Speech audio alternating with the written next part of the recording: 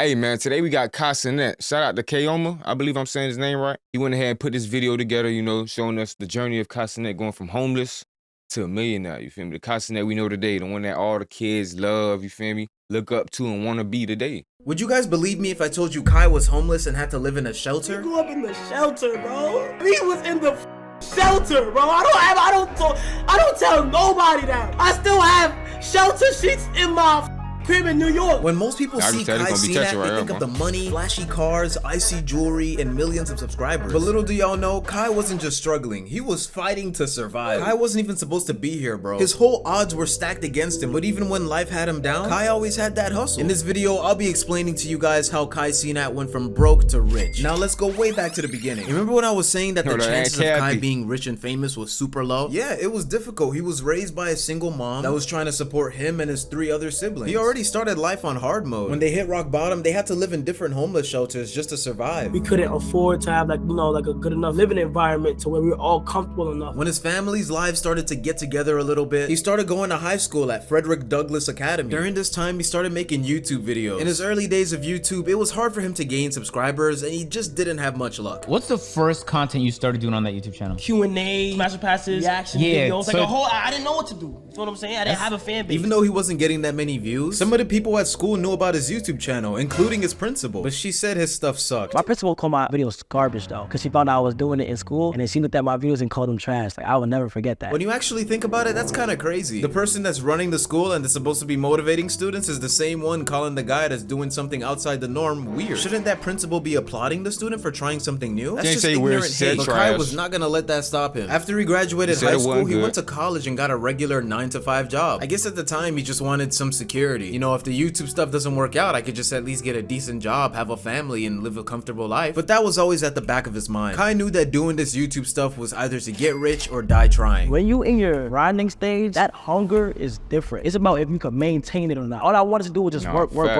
Once you get that in you, like, you can't stop. During this time period, he would upload consistently, and then he managed to even collab with a YouTuber named Phantom. This collaboration changed his life. Phantom and Kai went on to be good friends, and Phantom introduced him to other YouTubers. These YouTubers were Chris Next Door, Agent 00, Duke Dennis, and I'm Davis. Together they created a YouTube group called AMP. Kai started to notice that the other creators were just like him. What separated him from them is that they took a risk and they're now making a living off of YouTube. They weren't smarter, they weren't more talented, they just went all in. And that's when it clicked for Kai. If they can do it, why not him? And let's not get it twisted. This is a decision that was weighing on him for a long time. It's not like he just woke up one day and said, I'm gonna drop out. But at the end of the day, sometimes you just gotta bet on yourself, even if it means going against the grain. Yes, I officially dropped out of college. The college videos is what made this channel, I'm not even gonna lie. But let me tell y'all something, man. When you know that something is holding you back from getting to the next level, it's like you just have to sacrifice that. Now, don't get me wrong, I'm going to miss college deal, but I just came to a realization that it was actually holding me back in the long run. Off camera, it was just stressing me out. Homework, having things coming on that time when I had to focus on you guys. If I know that my dream could work, I'm gonna put it before anything. And I don't blame him for doing that. As of 2024, collectively, people are watching 1 billion hours of videos a day, and 5 billion videos are watched daily as well. And with YouTube generating around $4 billion of revenue every day, this is the more reason to double down on that opportunity. As social media continues to expand, these hours and numbers increase. If you see that your YouTube channel is gaining traction to the point where it's making you enough money, especially more money than your full-time job, it's more the reason to double down on it because it's a one-time opportunity. Not everybody gets a chance to become a famous YouTuber. So even if all else fails, you can always go back to college. But that's not to say college isn't important. Obviously, have a backup plan. I'll leave Kai to let you know that. If it's going slow, you gotta stay in college. I'm not gonna lie, stay in school. If it ends up doing really good and things are taking off, don't even waste your time in there. I'm not even gonna lie. Make sure you have a backup plan. Not like you could just do things without having a backup plan. I always think twice. It took me a long time to decide. With Kai being paid from YouTube now, he can finally live his dreams and do what he likes. Kai is mostly getting paid by YouTube ad revenue at this time, and they usually pay per 1,000 views. The amount you get paid can vary depending on what type of content you post and what niche you're in. So you could get anywhere in between 50 cents to even $50 per 1,000 views. Kai's most viewed video on his YouTube channel has 22 million views. I'll leave you guys to guess how much money he made off that, as I'll cover that later in the video. But let's continue into the secret star that expanded Kai's career. Now that secret star is named Chris. Chris became Kai's cameraman right after he dropped out of college. I'm curious how you got to the point where you started working with Kai. It was during quarantine. He posted looking for a cameraman in New York. Swipe the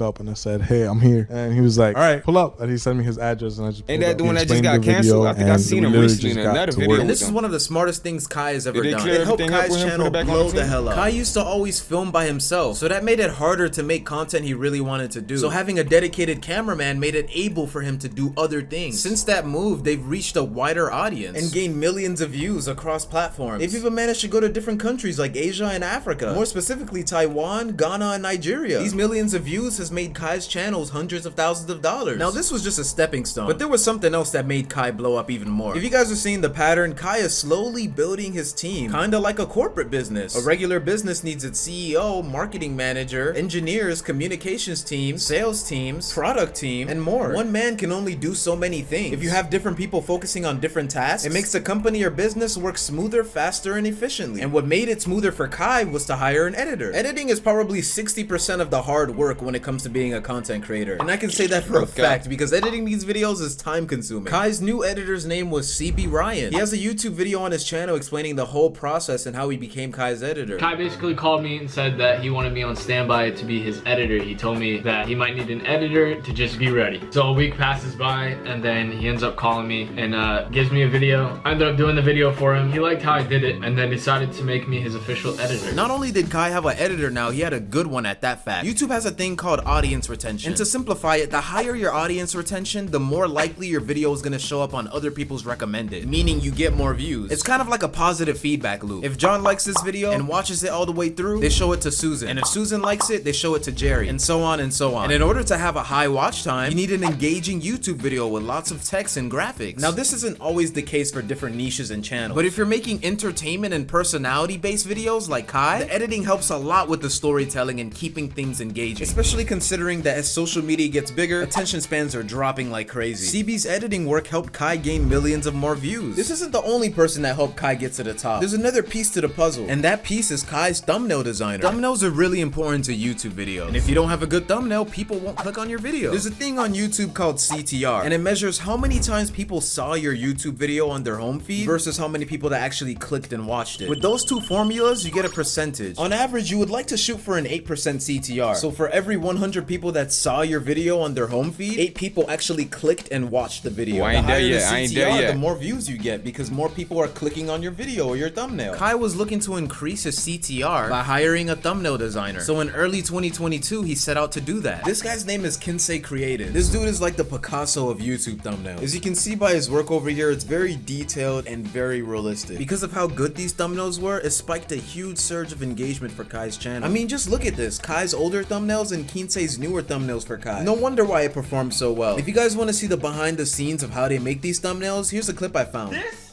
the kick sneakers. What else? Let me cook. Let me cook. Let me cook. Kinsey, why you can't just work your magic and just Photoshop?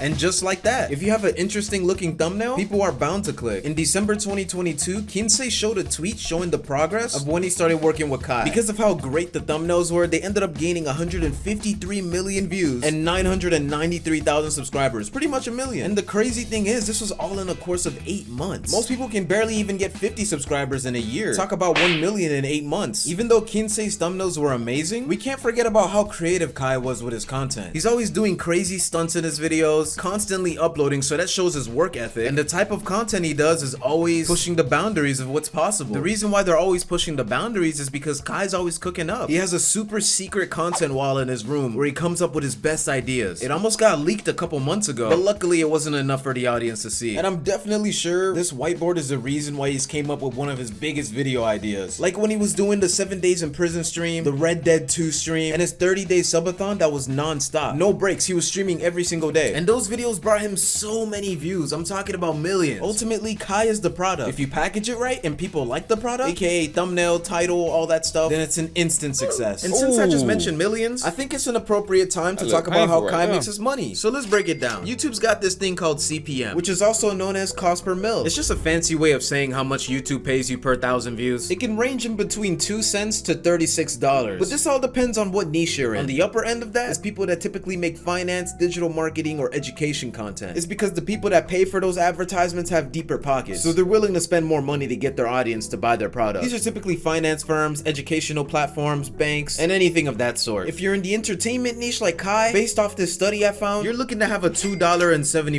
CPM. Kai's most viewed video on his streaming channel has 22 million views right now. So if we do the math correctly, he would have made $60,000 off of that one video. I don't know about you, but that's a lot of... They also calculate if that bit popping. You heard me? So if that bit jumping and that bit trending, that bit, they treat it like it's the other type of videos. Yeah. That's all I'm saying. Money. If you combine all the views on Kai's main channel and second channel, it equals to over 4.4 billion views. So if I'm doing the math correctly, off of just ad revenue alone, Kai has made well over $12 million off of his 2 YouTube channels. And this isn't even the tip of the iceberg. There are other revenue streams Kai has. Merchandise, stream donations, stream subs, sponsorships, and even revenue from AMP. If we're talking about Kai's Twitch subs, he currently has 122,900. If we multiply that by the average price of a Twitch subscription, which is $4.99 a month, we're talking about an easy $600,000 every single month. Unfortunately, Twitch takes 50% of that, so we're more looking at $300,000. Over the course of a year though, that $300,000 turns into $3.6 million a year. So that's putting Kai's net worth at around $15 million. I'm guessing it's close to 20 million now because he still gets money off of donations, and I'm pretty sure he gets paid off of some sort of merchandise and brand deals. Kai and the rest of the AMP team were in a Fortnite commercial just recently. Brand deals. Go ahead, bro. Brand friendly person. I ain't gonna lie. And Fortnite commercials aren't cheap. Based off of how big Kai is, I'm gonna assume he charges $5,000 to $50,000 per sponsorship. And with larger brands paying more than that, he's likely earning over $1 million a year off sponsorships alone. I checked all around the internet and I don't think Kai has any proper merchandise right now. I guess he's just focused on content creation and not really the clothing. He used to have merch when he was a smaller creator though. These are just guesstimate numbers, but let's see how much Kai makes off merch. Based off how many Twitch subs Kai has, he has 120,000. With that data, I'm guessing Kai has a loyal audience of 100,000 people that will willingly buy something from him. So let's say the average price of his t-shirt is $25. If all 100,000 of those loyal fans buy that t-shirt, that's a cool $2.5 million added to his pocket. And that's only one merchandise drop. He could do as many as he wants. And then we can't forget about his other assets such as cars, clothes, and other valuable investments. He has a Lamborghini Urus that costs $200,000, a Rolls Royce Coolian that costs $500,000, an Audi R8 that costs $200,000, and a Dodge Charger Hellcat that costs $100,000. As far as real estate, he bought a really nice house for his family, and this house costs in between $3 to $4 million.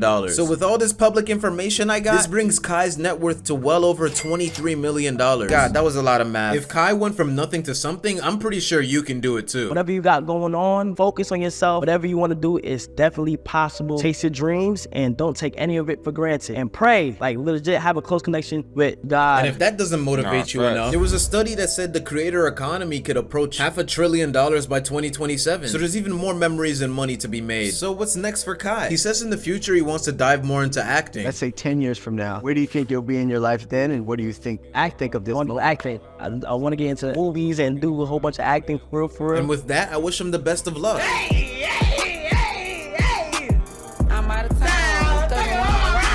But I'm back in the booth. I lost my dogs, I'll kill it. If I get a chance, I'ma shoot.